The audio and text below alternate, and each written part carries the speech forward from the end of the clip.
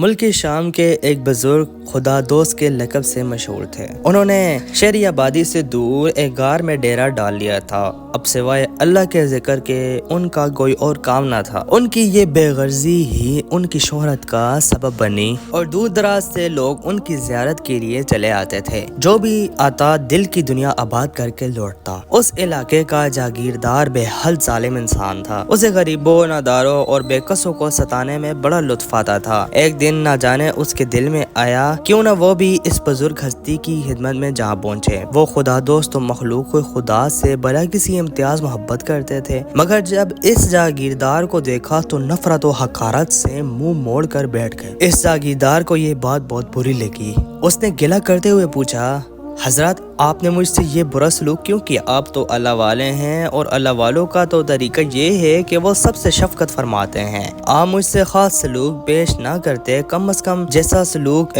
باقی عقیدت مندوں کے ساتھ کرتے ہیں وہ مجھ سے بھی کرتے ہیں۔ بزرگ نے جواب دیا، تم اس سلوک کے مستحق کیسے ہو گئے؟ تو مخلوق خدا کو اذیت دینے والا انسان ہے اور ہم مخلوق خدا کو پریشان دے کر پریشان ہو جاتے ہیں۔ تم ہمارے دوستوں کے دشمن ٹھہرے، پھر تم ہمارے دوست کیسے ہو سکتے ہو؟ تو شاید یہ نہیں جانتا کہ جو اللہ کے بندوں کو ستاتا ہے، اللہ سے دشمنی مول لیتا ہے۔ یاد رکھ، ہم ان بے نواؤں سے پیار کر کے اپنے مالک کو راضی رکھتے ہیں۔ تیری ہماری دوستی ممکن ہی نہیں۔ مخلوق خدا کا دشمن اللہ کا دشمن ہوتا ہے۔ اللہ اس انسان کو بہت پسند کرتا ہے جسے اس کے بندوں سے پیار ہو۔